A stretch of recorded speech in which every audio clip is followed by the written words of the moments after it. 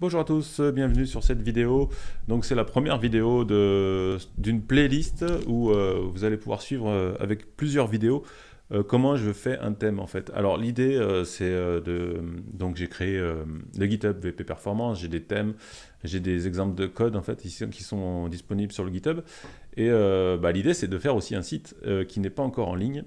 Logiquement, je vais le faire sur WordPress, hein. J'aurais pu le faire sur plein de technos, j'ai plein de possibilités. Mais vu que VP Performance c'est pour WordPress, je vais faire un WordPress, c'est quand même plus logique. C'est un site assez simple qui va présenter donc déjà les thèmes, un peu de code, etc. Et puis les vidéos. Donc on est plutôt dans un truc un peu podcaster. Et j'ai trouvé un thème, parce que j'ai pas envie de faire un design. Et puis d'ailleurs, je suis pas designer, donc il y a des gens qui font mieux ça que moi. Et donc j'ai trouvé ce thème là qui est disponible. J'aurais pu l'acheter et puis l'installer, mais ça m'intéresse pas. Ça, c'est pas ma façon de développer. Donc j'ai trouvé un thème que je trouve cool, qui est sur le podcast, qui est assez simple, tu vois, basique, avec des belles polices, des belles couleurs. Il n'y a pas grand chose. Il est très très simple. C'est plutôt ce que j'aime en fait, des choses assez simples qui présentent bien, bien aérées. Voilà. Donc l'idée, c'est de faire à peu près le même thème que ça, qui sera adapté à VP Performance pour présenter le thème, les vidéos, tout ça. Donc là, c'est la première vidéo. J'explique un peu le concept. Et donc sur le GitHub VP Performance, j'ai deux thèmes. Donc c'est le Presswind qui est voilà, classique avec des fichiers PHP, vraiment le minimum au niveau de fichiers PHP. Il y a le header, index et footer. Et j'ai aussi la version full site editing qui est ici, qui est à peu près la même, sauf que là on est sur les fichiers HTML puisqu'il n'y a plus de PHP. Euh, alors j'hésite, mais je pense que je vais partir sur le full site editing parce que c'est encore en version bêta, même si dans l'ensemble ça fonctionne, hein. On peut déjà l'utiliser en prod, hein, sans problème. Il y a des gens qui l'utilisent en prod.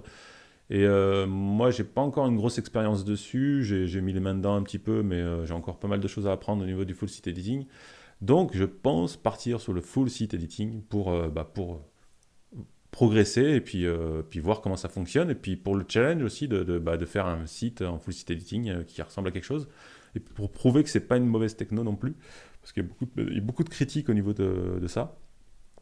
Donc, ce qu'on va faire, c'est que j'ai déjà créé un petit site VP Performance avec local by Flywheel. C'est un petit logiciel qu'on installe sur. Alors, je ne sais pas s'il est dispo sur PC, mais sur Mac, en tout cas, il est dispo. On l'installe et ça nous permet de faire plein de sites WordPress facilement en quelques clics. Flywheel, en fait, c'est un hébergement.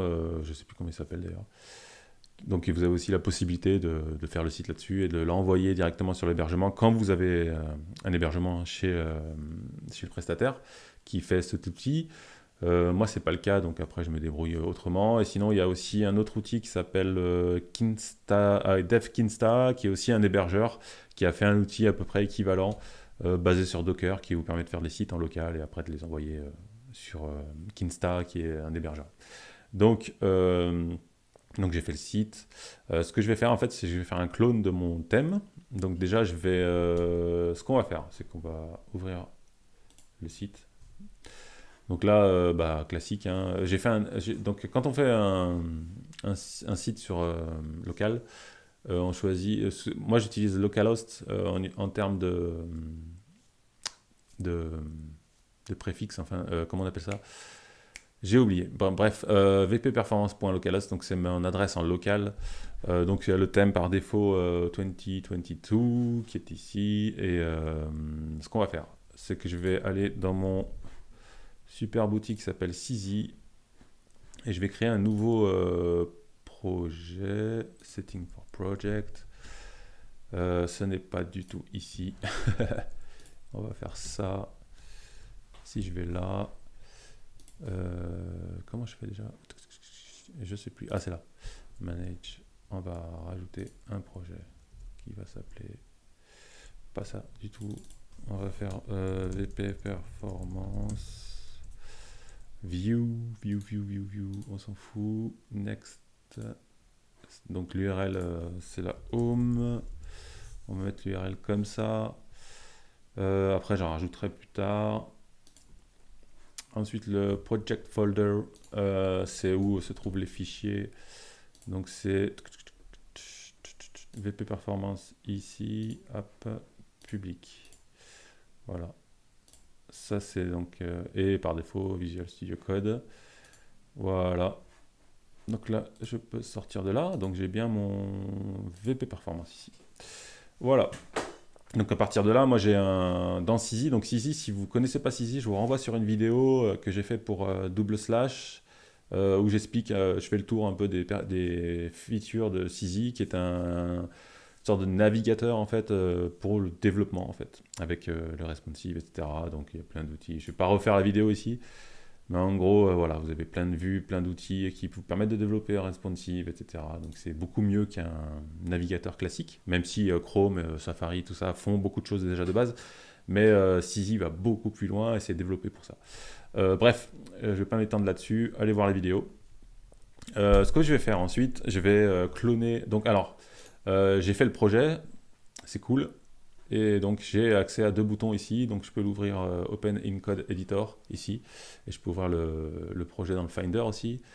Donc je vais faire dans le Code Editor, donc j'ai juste à cliquer là, et en fait ça m'ouvre VS Code, pardon, directement avec le bon fichier, machin, tout ça. Donc c'est pratique, et après j'ai VP Content qui est ici, et après j'ai le truc par défaut. Donc moi ce que je vais faire, c'est que je vais cloner dans le thème en fait le projet, en fait le thème que j'ai. Donc, on va le faire dans le terminal de VS Code. J'utilise pas tout le temps. Donc, on va aller là, sur le truc. Presswind FSE, il est ici. On va cloner ça. Ok. Donc là, je suis dans thème. Donc, je fais un git clone avec un espace, c'est mieux. Tac. Et je le veux. Oui, il va me faire automatiquement un. Je sais pas pourquoi il me complète comme ça. Voilà, c'est bon. Alors, ça clone. Voilà, donc j'ai bien mon thème qui est ici maintenant dans Presswind. Dans thème, j'ai bien le Presswind FSE qui est ici. Ce qu'il faut faire, première chose à faire, en fait, c'est d'aller dedans. Et donc, je vais faire un. Presswind FSE, tac. Et la première chose à faire, c'est d'installer des dépendances. Donc avec Yarn, j'utilise Yarn, ça peut être NPM, PNPM, ce que vous voulez. Donc là, j'installe les dépendances, c'est important pour tout ce qui est compilation, etc.